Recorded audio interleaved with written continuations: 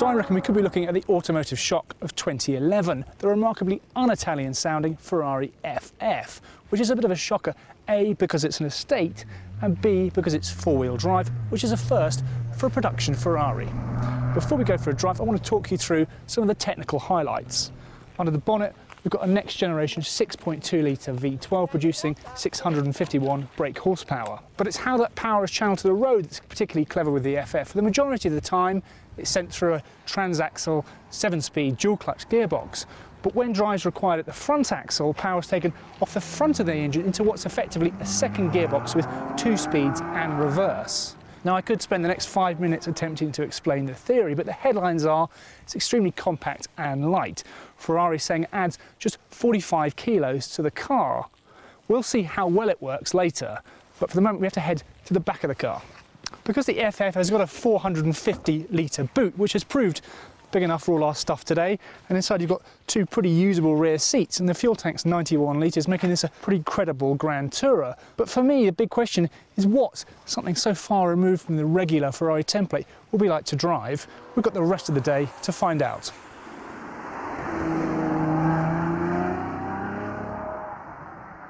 And the initial impressions are good. Despite the FF weighing nearly 1.8 tonnes dry, its 0 to 200 click time, that's 0 to 124 miles an hour, it's exactly the same as the 599.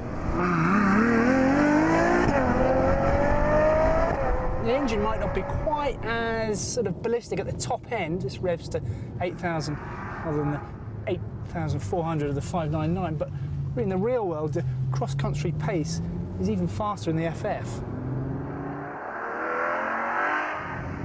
And that's because of the traction you get with this four-wheel drive system. For example, we're coming to a hairpin now, we'll go down to first gear. That's full throttle. And I'm sure the traction control's managing it, but there's no real interruption in the power, and just the propulsion out the corner is staggering.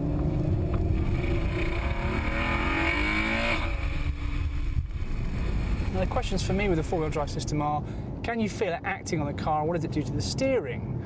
The answer to the first question is you very rarely feel the system directing the power to the front axle. You can feel what it does, the result, how it affects the cornering line. You can feel it pulling the car straight if you're sliding about a little bit. What does it to the steering? Well, it doesn't actually affect the steering feel at all because it's very rarely acting on the front axle. But while we're talking about the steering, what you need to know is the steering is very, very quick on this car. It's almost as fast as that in the 458, which is somewhat surprising for such a GT-focused car.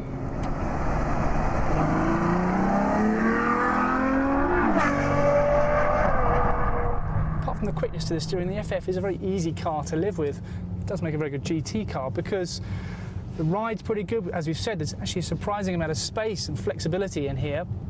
And because you've got that traction, for a car with this level of performance, and remember it's got 651 brake horsepower, it's not that intimidating to drive. And earlier on we tried it on the snow to see how well it copes with slippy conditions, which it did very well, meaning in theory you could use an FF throughout the year.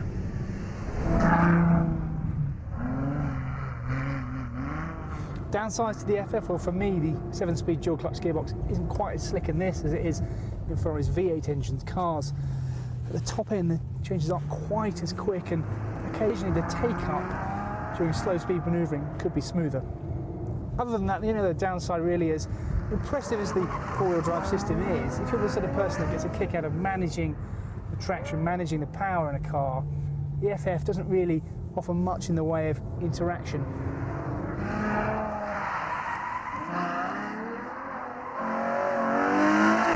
So how does the four-wheel drive estate Ferrari stack up? Well, I reckon if you can get on with the somewhat Marmite looks, the packaging changes make sense and really add to the appeal of a four-seat Ferrari. And the four-wheel drive system, well, I can understand why they've done it. It is a very clever system, but for me, it does detract slightly from the appeal of a Ferrari.